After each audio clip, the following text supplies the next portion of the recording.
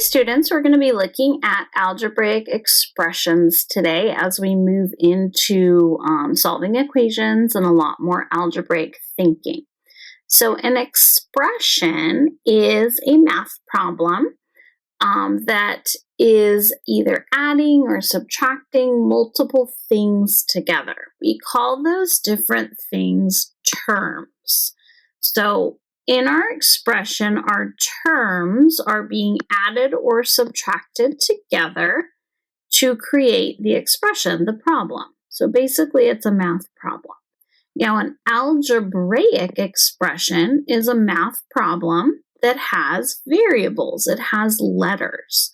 So you'll notice in this expression, we have four terms. We have four different parts being combined or added together. We have 7x is one part. We have a positive 5, that's a second part. We have a negative 3y, that's a third part. And we have a positive 2x. Now, some of you are probably thinking, wait a minute, she was calling the plus sign or the addition and the subtraction signs, she was calling those positives and negatives. Correct. That's exactly what addition tells us. It tells us what direction we're moving or whether we have a positive amount or a negative amount. So in this expression, we have four terms, 7x, positive 5, negative 3y, and positive 2x. And it's really important to think of that symbol in front as telling us whether the sign, the term is positive or negative. Now, what we're going to learn today is which terms can be combined together and which terms cannot. So we're going to be talking about which terms are alike. And that's going to be something that we're really going to be focusing on today.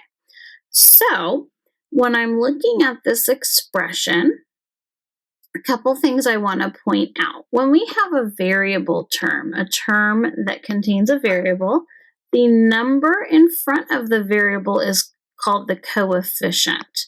And when these are next to each other, that's multiplication. So that means 7 multiplied by x. Or you can also think of it as, it means that we have 7 x's.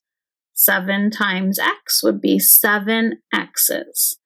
If we do not have a variable, we call that a constant because 5 is always the same amount, right? If you have 5 fingers, it always looks the same. But 7x, if you have 7 x's, well, that amount changes because we don't know what x is. If x is 2, having 7 2's is different than if x was 12, having 7 12's. So we need to know the difference between a constant and between our variable parts. Okay, so what we're going to do is we're going to look at our expression and we're going to figure out which of these expressions can we simplify. Simplify just means take an expression that is long or complex and make it more simple by combining the parts together that can be combined. So if we're looking at our expression here, we have a 14a and a negative 5a. Those are what we call like terms because they both have the same variable. So we can combine them together. So 14a plus negative 5a is positive 9a. Okay, looking at our next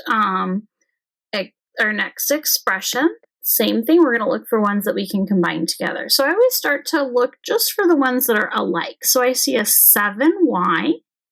That is alike with, I have to be really careful here, negative 3y and 1y. And what I'm doing right now is called boxing my terms. I'm putting a box around the ones that are alike.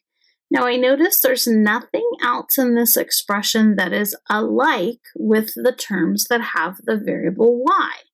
So now I'm going to switch colors, or if you don't have a different color, you could just switch to a different shape.